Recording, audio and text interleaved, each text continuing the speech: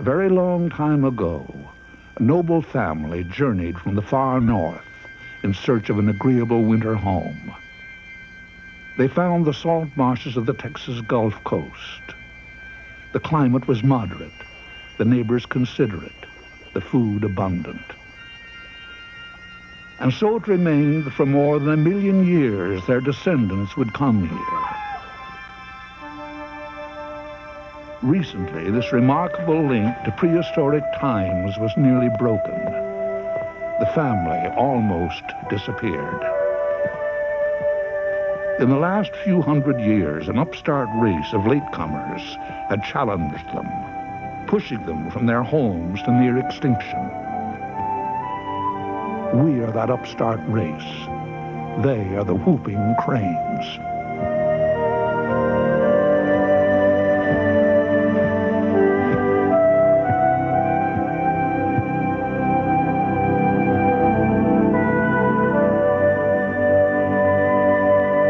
By the winter of 1941, their number had dwindled to only 21. The battle to save the whooping crane began as a faint outcry. It has grown into a unique international commitment as scientists from Canada and the United States join in the difficult and sometimes discouraging struggle. In the beginning, little was known of the crane's behavior. It took nearly a decade just to find their nesting grounds here in a remote part of Canada's Northwest Territories. Each year since 1977, U.S. and Canadian biologists have come here in the late summer to capture and band young whooping cranes.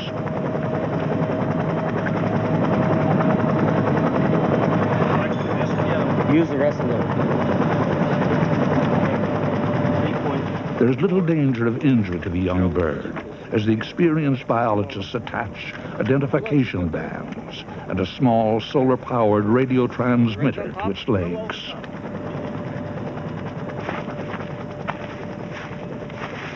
In a matter of weeks, this defiant young bird must learn to fly, for summer is brief in the far north. Spurred by the changing seasons, its parents will soon call it to join the journey south to the wintering grounds. An odyssey of 2,500 perilous miles over an alien land.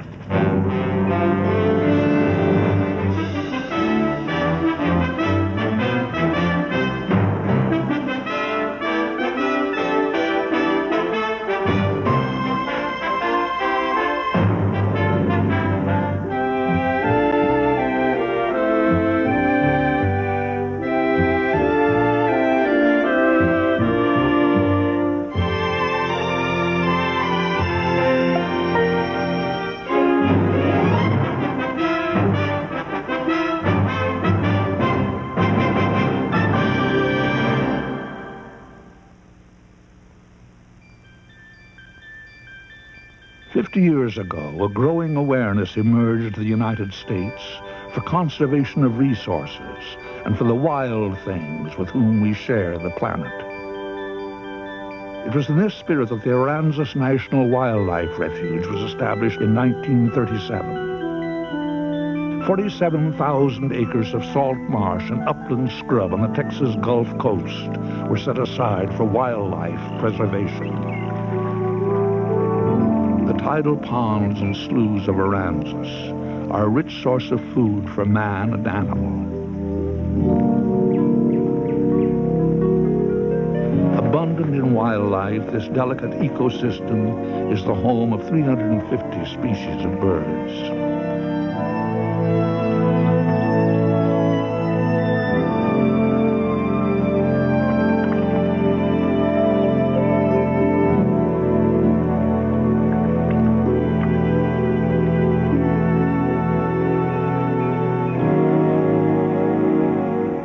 Spring in Aransas.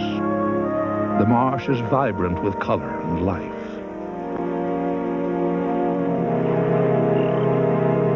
Among the thousands of birds are 71 whooping cranes, descendants of the 15 counted here in 1941. They exist only on the North American continent. Unaware of its threatened existence, the whooping crane stalks its 400-acre winter territory with regal confidence.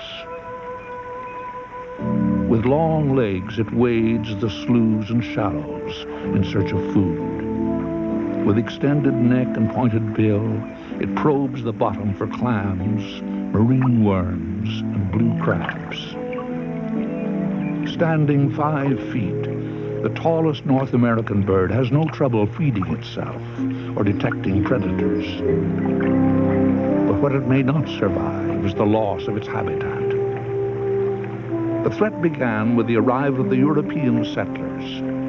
In the early 1700s, the French explorer Charlevoix reported, "In Canada, we have cranes of 2 colors. Some are all white, the others pale gray. All make excellent soup." Whooping cranes mate for life, have a strong family bond, and a relatively long childhood. Families remain together from the young birds hatching in Canada to the southward migration and winter at Aransas. Feeding and migratory habits are learned, not instinctive. Whoopers mature at 3 to 5 years of age. Adolescents gather in areas not claimed by pairs. The bird kingdom's greatest and most envied innovation is the ability to fly. Whooping cranes are masters. Wings are forelimbs, highly specialized for flight. Spanning 7 feet, they easily lift a 16-pound adult away from a predator or toward a more desirable location. The black primaries are the fingers of a virtuoso, playing the wind for every nuance. The ability to fly long distances helped the whooping crane survive the Ice Age. Many less mobile species of birds and mammals became extinct. The whoopers survived essentially intact. The ones we see today are little different from their ancient ancestors.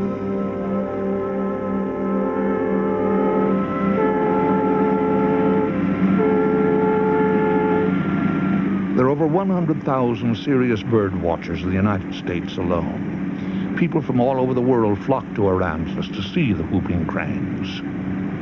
What's the grackle look like there, Bulltail? They have kind of a purplish cast to them. Right? Yeah, it should have a purpley head to it. Peterson's got it all black. I think Gail said she saw some sandhill cranes here last week.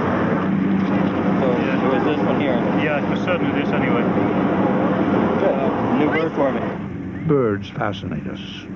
Our art and literature are filled with birds and bird imagery. Our music and dance often imitate bird sounds and motions. Common to all of us is the dream of flight. Without the interest and support of many people, the preservation of whooping cranes and other endangered species would be impossible. For naturalist Robert Porter Allen, birds were a lifelong passion. While research director of the National Audubon Society, he became aware of the whooper's plight. These drawings are from Allen's field observations. Begun in 1946, his classic study explored the history of a species about which almost nothing was known. The news was not good. Hunters and specimen collectors had decimated the great white birds.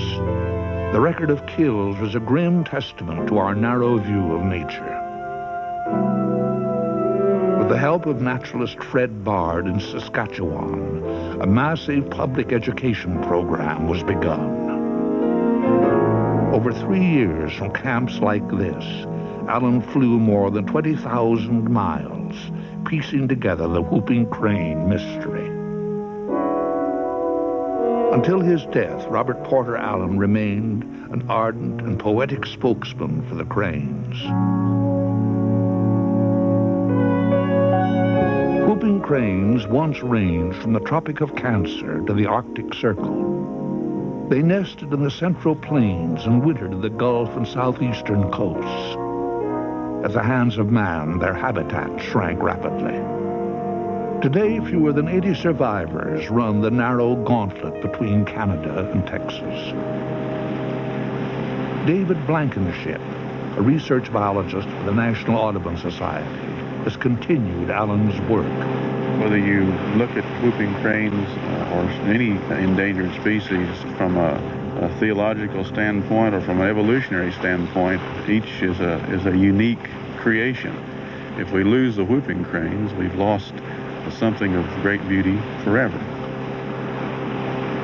The Intracoastal Waterway cuts right through the heart of some of the most important habitat of the whoopers. The barge traffic carries hazardous chemicals of numerous kinds. Also, the wakes of these boats cause very serious erosion of the marshes, and so we're constantly losing habitat to erosion from the boat wakes.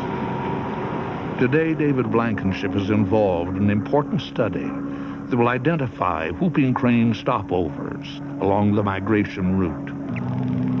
Another participant in the project is Canadian Wildlife Service biologist Ernie Kite. Since 1965, he studied the cranes on their nesting grounds. And this year, for the first time, Ernie and his colleagues will be tracking the crane's spring migration. I saw one and then I lost it. There they are. Yeah. The signal from the transmitter on the bird's legs enables Ernie to easily locate them on the ground. There's brownish coloration on the head still. From now until their departure, 2 families and 1 yearling will be closely watched with a tracking team. The third member of the team is wildlife biologist Leonard Young. Experienced in radio telemetry, Lenny has also tracked migrating bald eagles. Without the radio transmitters, tracking the cranes would be impossible.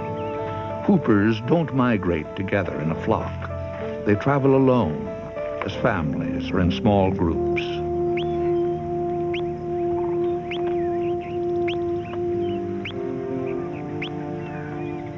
Internal forces mingle with external ones to prepare the birds for their journey.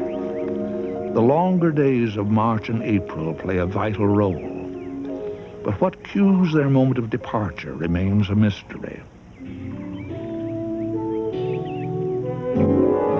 From the Texas coast to Canada's Northwest Territories, the cranes will travel nearly 2,500 miles. Coordination between Lenny Young and David Blankenship on the ground and Ernie Kite in the air is critical. Each crew has a complete set of topographic maps and aerial charts covering the migration route. I think it might be a good idea to try to monitor birds on the roosting site a little later at night. If necessary, we might even stay out on the site all night. I guess this time of the month we've got pretty much dark of the moon.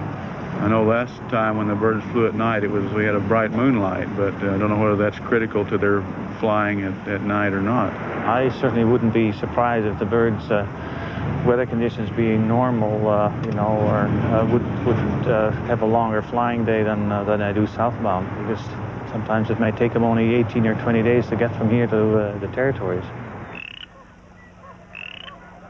Saturday, April 9th, 1983. Lenny Young is ending the second week of his lonely vigil at the refuge. Aerial surveys indicate that some of the whoopers have left. The radio-banded birds, the lone yearling, and the families designated numbers 2 and 10 remain. From dawn to dusk, Lenny watches and waits for the first radio-banded bird to leave. For me, whooping cranes are life and beauty in a world that has too much ugliness, hatred, and death. You could say that cranes don't need man's permission or excuse to live and prosper. And I think that's reason enough for me to try to do everything I can for them.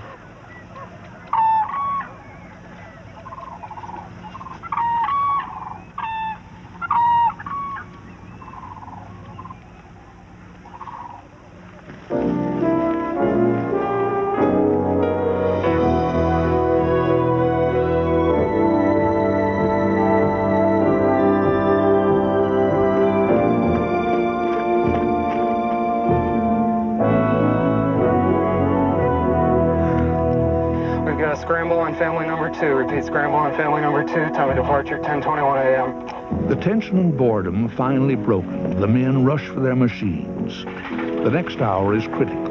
The fast-moving birds must be located before they fly beyond radio tracking range.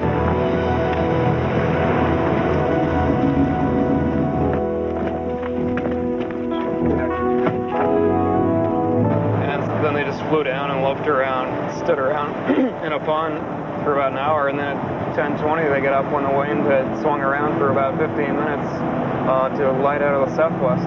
Looking at the wind out there, looks like it's coming out of the northeast right there. Bluebird, we're west, northwest Victoria, about 4 miles. 10-4, do you have a visual on the birds yet? I think we just got him. Stand by. What's the bird's altitude? We were at 4,500 when we found them below us, so it looks like now they're approaching 3,800. Even with the light headwind, the birds make progress. Excitement is high as the miles roll by. Then the unexpected. 702 Bluebird. Go ahead. We're having battery alternator starter trouble. Roger, Bluebird. Car trouble. Only hours into the first day, the project is in jeopardy.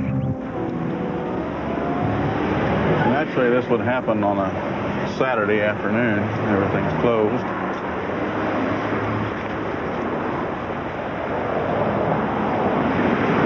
Putting out under 12 now. The more you give it, it'll go down. Okay, what can we do about it? The only thing we do is put another alternator on there. Okay, can you get one? Yeah, I might have one inside. Sure. In the first of many encounters with helpful local residents, a replacement alternator is removed from the mechanic's own car. Just as the repairs are completed, Ernie radios that the birds have landed in a pond only about an hour to the north.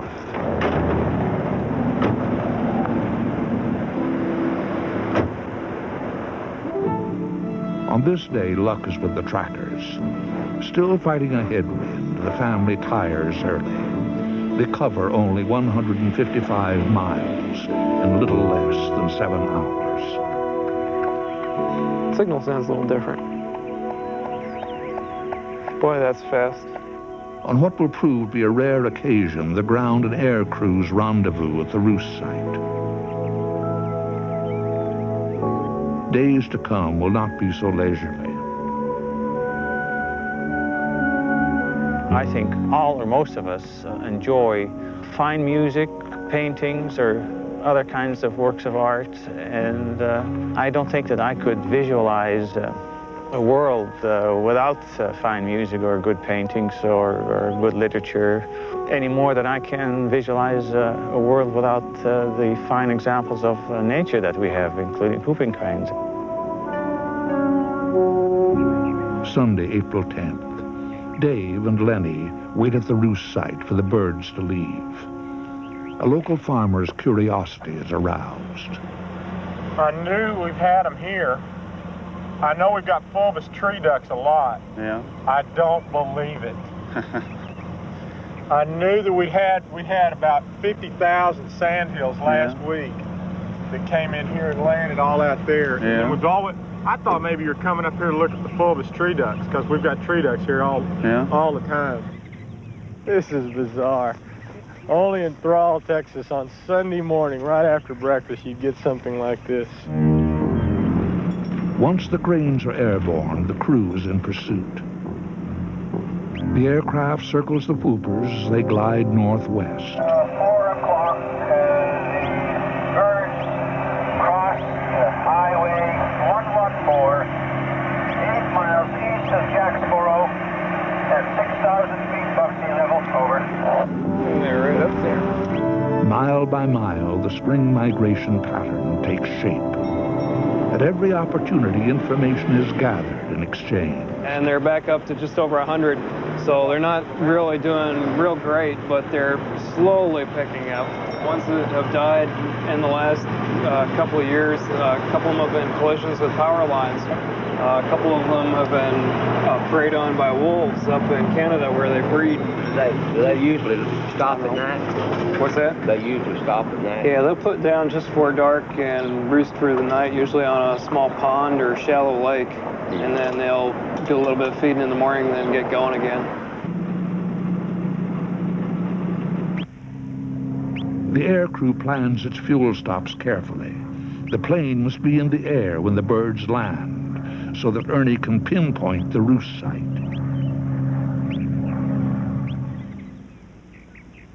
April 11th. After a 9-hour flight, the family has spent the night on a lake just south of the Oklahoma border. As the sun warms the morning air, the cranes take flight. Seeking a rising current, they flap fly in a spiral pattern. Powerful wing strokes take them ever higher. This energy-consuming method of flight is used only to gain or maintain altitude. Once they've reached a height of several thousand feet, they will level out, and with wings fixed, begin a long and graceful glide.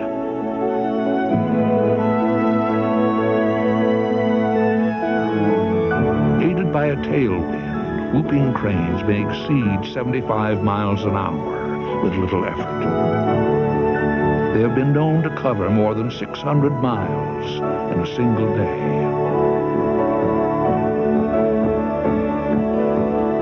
Traveling 50% faster than the day before, the birds quickly cross Oklahoma.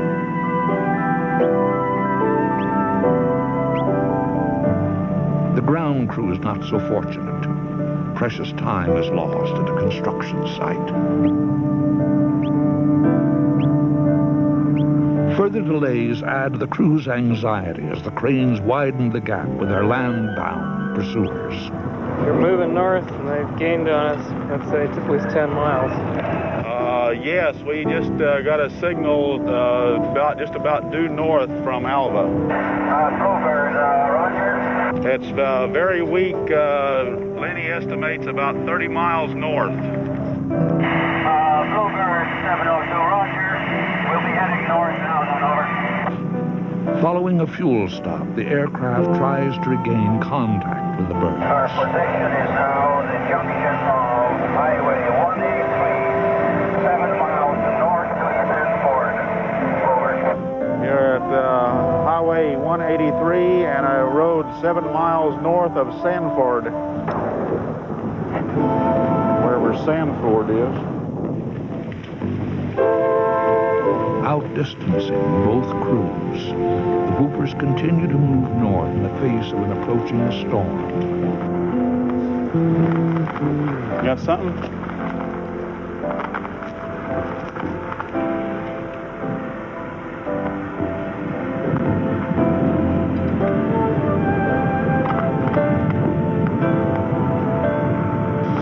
Get everything here. Just have to keep trying. One great hazard to migrating cranes is collision with utility lines or fences during bad weather. November 702, this is Bluebird. I think we can hear you transmitting, but we cannot copy.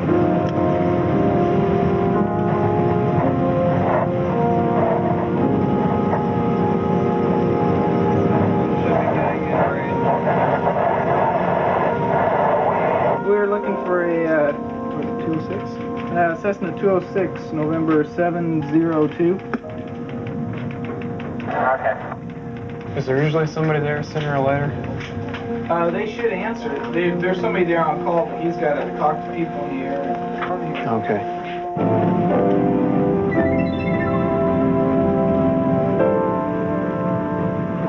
Relying on intuition and dead reckoning, Blankenship and Young try to second-guess the birds, moving north and west, searching periodically for the signal. They drive on through the darkening day. Big marsh up behind that.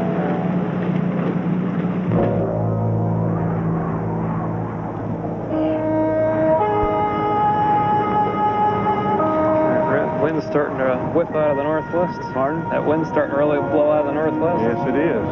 Getting colder, too. As night falls in northwest Kansas, there is still no communication with the aircraft. The search turns to a telephone, fuel, and a hot meal. At 8:30, Ernie is finally located in a nearby town. What's your situation? They're in Colby, which is due west of us. Okay. They lost the birds. They don't know where they are. They didn't go down? They were still flying, but they were low. Looked like they were looking for a place to What land. time was that? Dark. What time did you lose the birds? They got low on fuel and had to break off. But what we're going to decide is what we're going to do. You don't think we should do some ground checking around here tonight, see if we can pick them up again?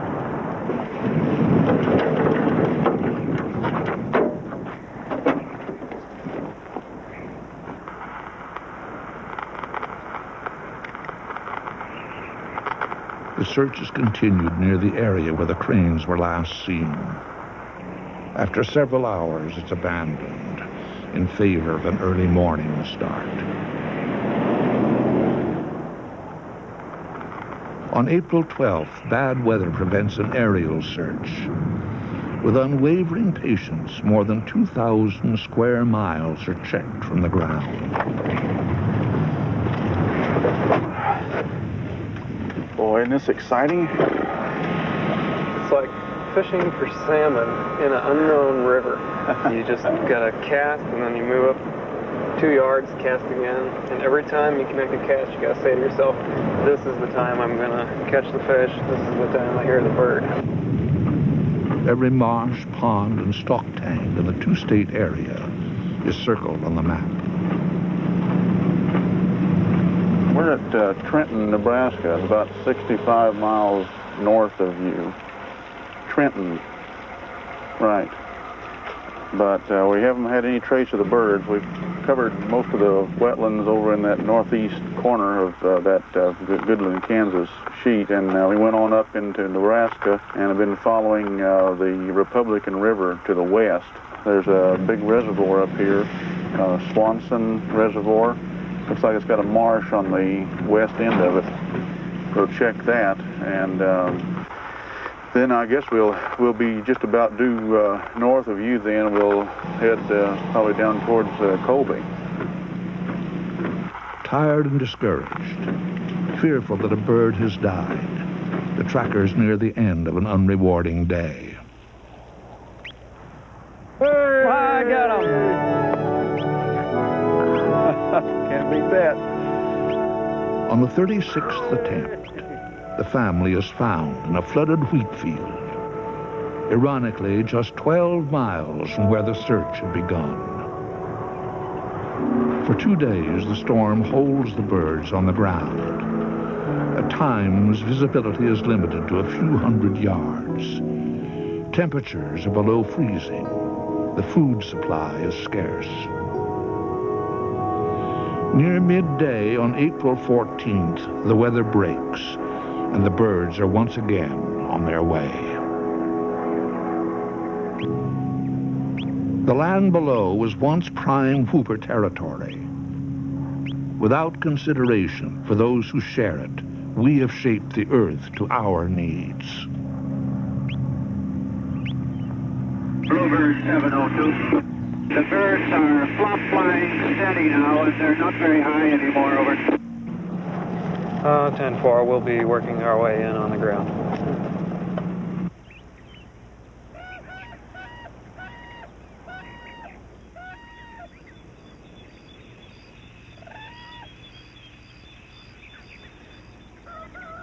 Wildlife biology is difficult. The research must be conducted on the subject's terms. Only after years of observation can conclusions be drawn. To save a species, there are no quick solutions. Despite unfavorable winds, the birds are aloft. It's the 7th day of the migration. Part of the daily routine is to interview local residents. Okay. Christensen? Even at the most inconvenient times, the trackers are welcomed. Okay. And do you know where does he live? I'll tell you which house it is. It's that clump of trees off Caddy Corner over there. Is that on the horizon, you mean? Yeah. That is his place. All righty. The cranes are not faring well. Food is scarce, as winter has not yet relinquished its grasp on the land. It's a hooper print in the mud, and it's inch and a half of solid ice on top of it. Oh, they're gone.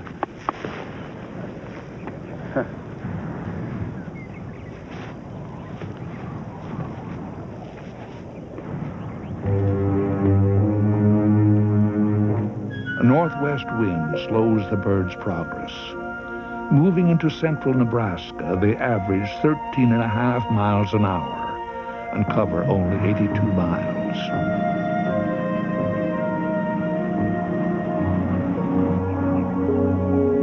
The next day, they feed in a corn stubble field. So this is the stuff that they feed on then? Well, this is what they've been walking around in some, but over there where that pond is, there's a the cattle have been in there real thick. Well, you can see here some. You can see the droppings here. Yeah, it's sort of a situation like that. Maybe a little bit wetter. Oh, look at it. It's full of it. That's too bad that it's all wasted, eh? And the cows can't utilize that. Oh, it goes to the cow. They get food. It goes to. They claim this here. I know, but they're not utilizing that, obviously. I know, but they claim you had sent had tested. There won't be no food value in it. Oh, I don't believe that. Yeah, they do. I mean, the kernel is all by itself there. Yeah, I know. I mean, we got lots of guys now feeding the straight shell corn to the cattle. Well, you're assuming then that the cranes get nothing out of this. I don't know about birds. I don't know what they get. I don't know. Well, yeah, but if there's no food value left in it, there's no food value left in it. I don't know about your birds, but they got enough corn right out in the field that they could live for months. Yeah. Yeah, so you don't mind the cranes taking that stuff, then, eh? No. I don't care. Our success as a species results in part from our ability to learn from the world around us. That world is also a source of inspiration and pleasure. The shapes and motions of birds and other animals inspired one of our earliest forms of expression, dance. Through its dance, the whooping crane may communicate agitation or distress. But its dance also achieves something for which we long, a lifetime bond with a chosen mate.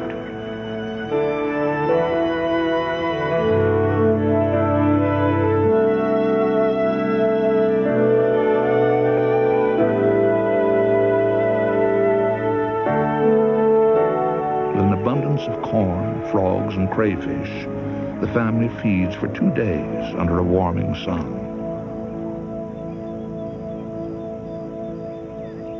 April 18th, day 10. After feeding until late morning, the birds finally take wing. A southerly wind moves them quickly across Nebraska and South Dakota. By nightfall, they will have traveled over 300 miles. Must be about 35 miles. I don't think we're going to catch up with them too fast. On the 11th day, pushed by breeze and biologic urge, the whoopers rapidly close the distance to their nesting place in Canada.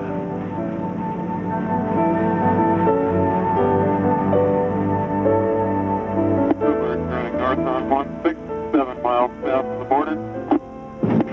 Bluebird to Roger, we understand you are still south of the border. We will be going into Regina, which is less than 80 miles north for our customs work and to refuel. Over.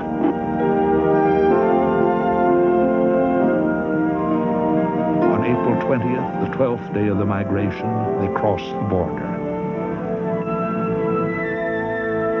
The birds are flying at high altitudes. They're presently at 4,500 feet or higher, and no indication of stopping. Over.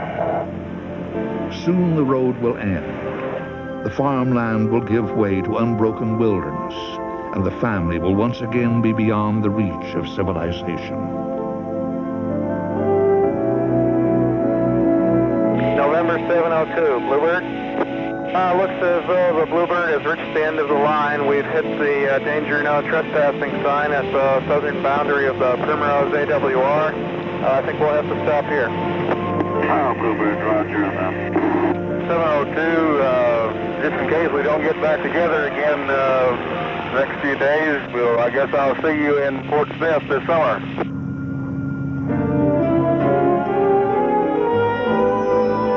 Still more than 600 miles from the nesting territory at Wood Buffalo National Park, the air crew continues the tracking alone.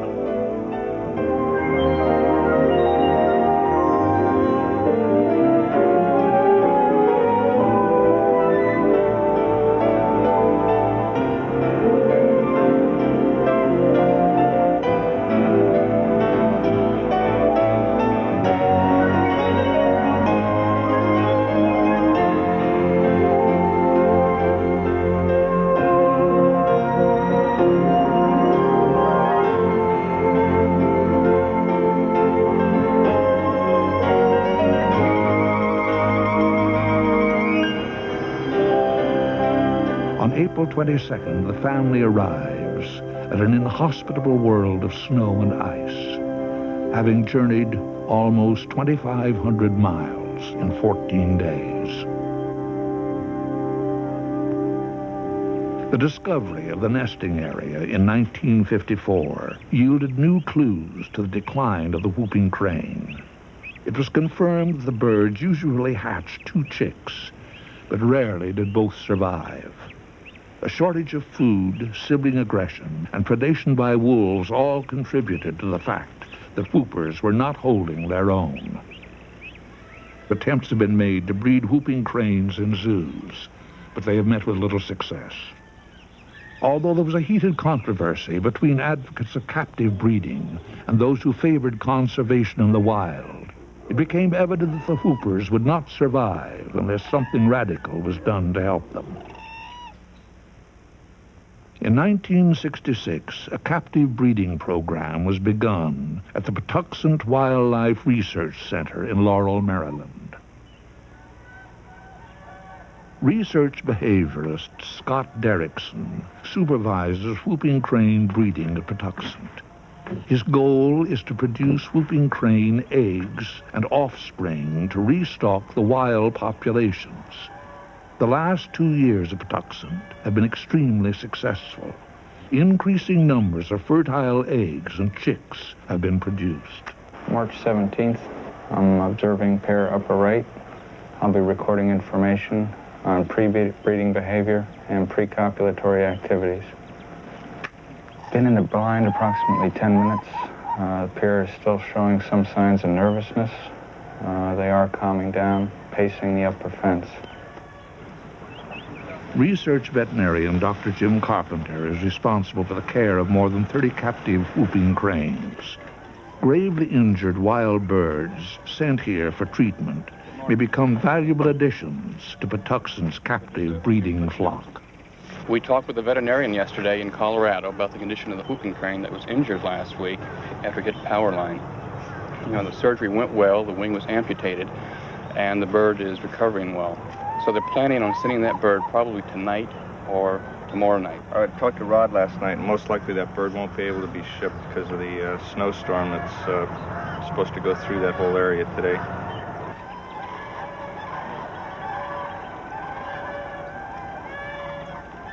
Breeding captive whooping cranes is extremely difficult. Let Mama go. Nice catch. Nice catch. A more numerous cousin, the sandhill crane, has played an important role in the development of new breeding methods. Using sandhill cranes as stand-ins, artificial insemination techniques have been devised to ensure egg fertility. Okay, good sample. A semen sample is taken from the male, drawn into a syringe, and injected directly into the female's oviduct. 1 and 2 oviduct hit. Applied to the whoopers, this procedure has increased their egg fertility to over 90%. Rod's going to be calling here probably about 3 o'clock our time. He went up there last night, and the roads were very icy, and they've had some more snow during the night. So he's going to pick up that bird from the vet. So all we have to do is finish fixing up the pen and get the information on the flight, and everything will be ready to go.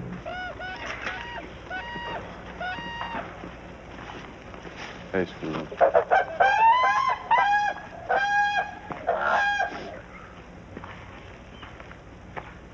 I'm going to catch Mama. Go ahead. All of the whooping cranes living today are descendants of the 15 who were alive at Aransas in 1941.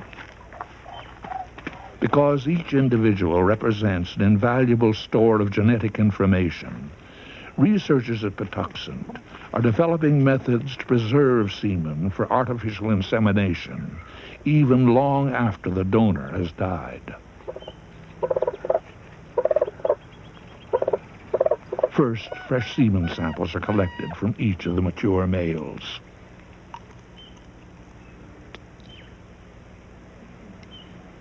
These samples are analyzed for sperm concentration and mobility. This is an excellent sample.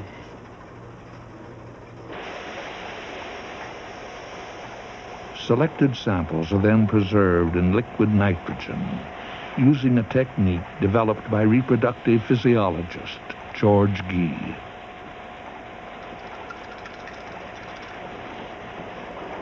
Decades, perhaps even centuries from now, the descendants of today's birds can benefit from the genetic variety provided by reintroducing genes from their long-dead ancestors. Today, there's a more immediate concern. You heard from Rod yet? I just talked with him, and unfortunately we have bad news. The bird died en route to Denver, about 20 miles outside. That's happened before. That whole thing was a long shot right from the start. How's Rod doing? Rod was very depressed, very disappointed because he's had 6 years of data from that bird. I know. Well, I came up to tell you that we had everything ready for the bird's arrival. I guess I'll head back down and tell everybody the bad news.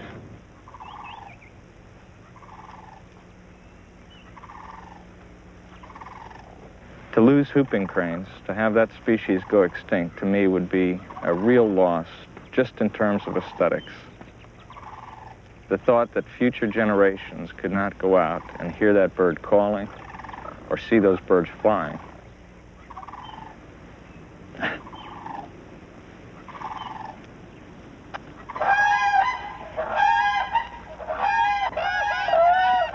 The breeding season for wild whooping cranes is very short.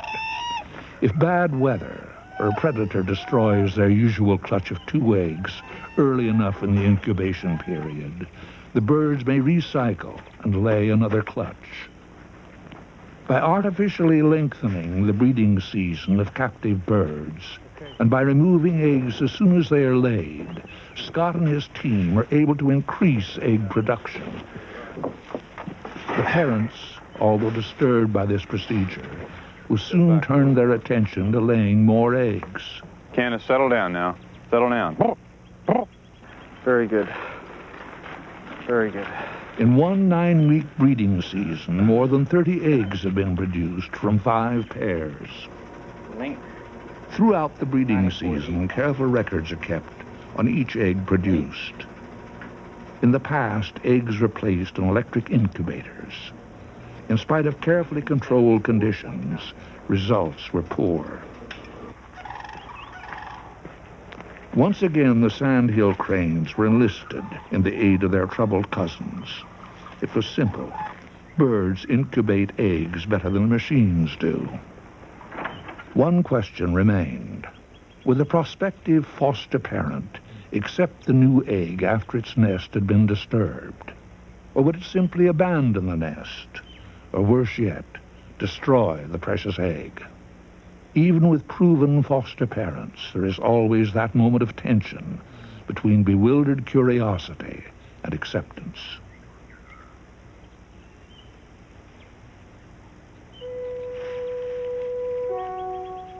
"1,800 miles to the west, this drama will be replayed. In a daring experiment, whooper eggs from the captive flock at Patuxent and from the wild flock at Wood Buffalo are placed in the nests of wild sandhill foster parents at Gray's Lake National Wildlife Refuge in southeastern Idaho. Nestled in a remote, high mountain valley, this bulrush marsh is the nesting place of numerous migratory birds. This is AO1. In 1975, he became the first whooping crane chick ever hatched and reared by wild sandhill foster parents. In his first year, several narrow escapes from cows and barbed wire fences earned him the name Miracles. A large and aggressive male, he established a territory at age 3. When he was 6, a female was brought from Patuxent as a potential mate, but they failed to establish a pair bond, and she was returned to captivity. The next year, the female was again released. Miracles performed courtship displays and vigorously defended his territory. It looked promising. Miracles, although raised by sandhill parents, was able to recognize and court a female of his own species. One morning in May, about 2 weeks after the female's arrival, Miracles made his last flight. The wire fence, so narrowly escaped before, had finally claimed him.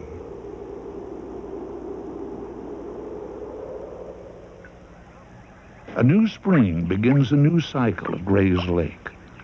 The sandhill cranes have returned from their winter stay in New Mexico.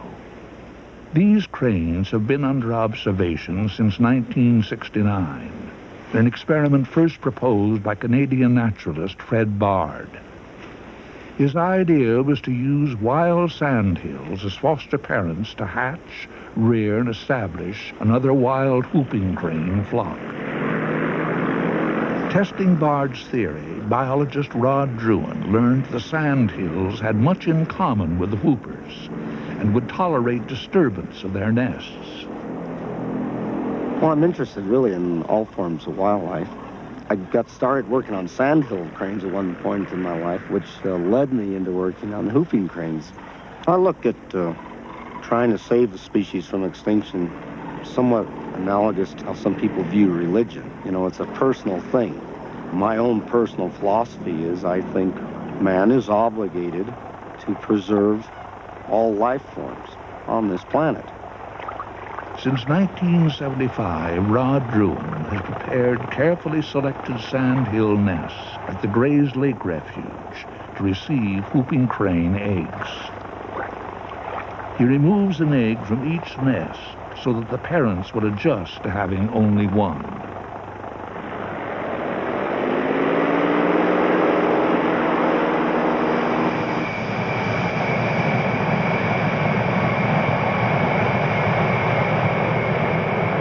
The next day, Scott Derrickson arrives from Patuxent with a suitcase full of the captive-bred whooper eggs. The eggs are only a day or so away from hatching, and bad weather threatens to delay their placement with the sandhill foster parents.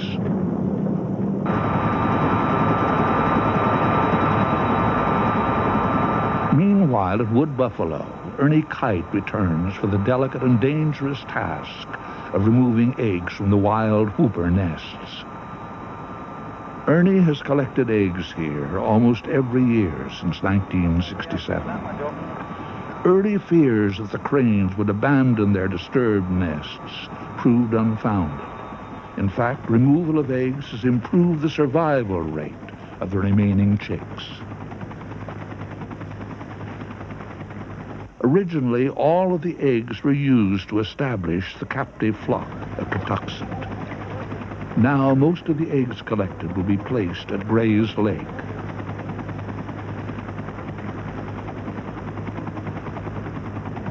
Over the years, Ernie has collected more than 100 eggs.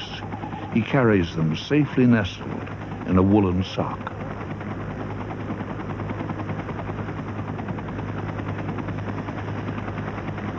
This risky procedure continues to be well worth the danger and expense. Combined with the captive breeding program, it increases the chances of success for a second wild flock and ensures that the catastrophic loss of this flock, though tragic, would not extinguish the species. The wild flock continues to grow, at the same time adding to the numbers of their relocated brethren.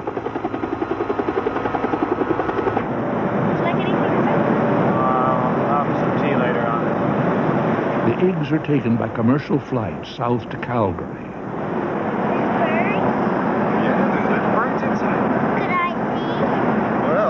Warm and protected in insulated suitcases, they are an object of wonder. How many are there? Can you count them for me? Count them for me. Awaiting Canadian government aircraft speeds them on to the United States. Their temperature is constantly monitored and regulated throughout the trip. There's one pair of birds came into Aransas late last fall with an unbanded chick. We don't have no idea where he came from, but we did find a nest, a completely new nest this year, where we've not found any birds, so it could have been that one.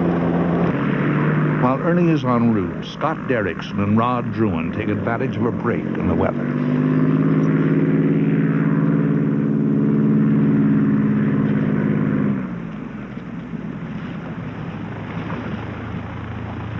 The last few of the dozen Patuxent pooper eggs are placed in the nests of their sandhill foster parents.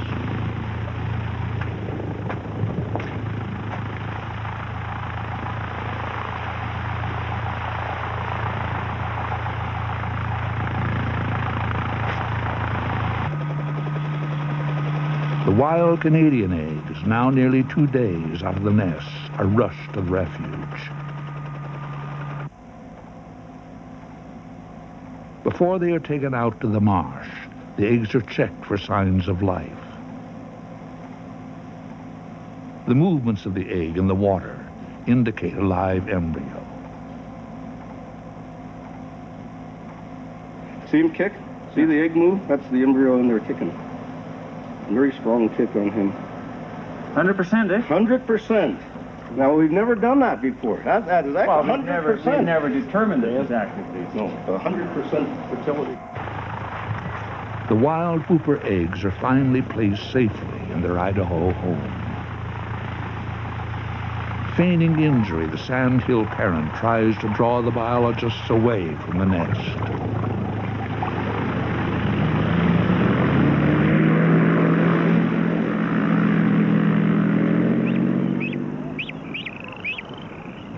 For the scientists, another cycle has ended.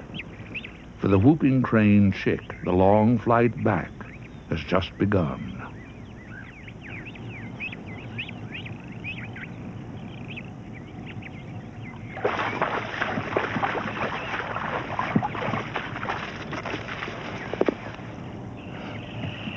See where they've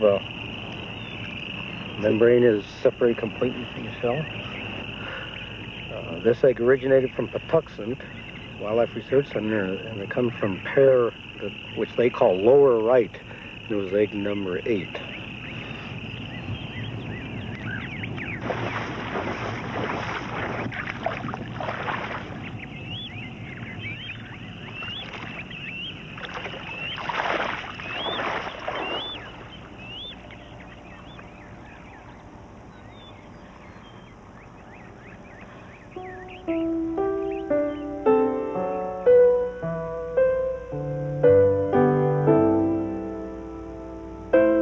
In the fall of 1983, the 19 whooping crane chicks at Grays Lake joined their sandhill foster parents in the migration to their wintering territory in New Mexico. They more than doubled the experimental population to 32. At Wood Buffalo, 12 chicks hatched, but 5 were lost to wolves before fledging, a discouraging but natural consequence of life in the wild. The remaining 7 migrated with their parents and arrived safely at Aransas, increasing this flock to 75. At Patuxent, 10 new chicks brought the captive flock to 37. It was a good year for the whooping crane. The total population reached 144. For most of our history, a human-centered use of nature has been necessary to our survival. The struggle to save the whooping crane is a sign of our recognition of the rights of other creatures. In the words of naturalist William Beebe, the beauty and genius of a work of art may be reconceived, a vanished harmony may yet again inspire the composer. But when the last individual of a race of living things breathes no more, another heaven and another earth must pass before such a one can be again.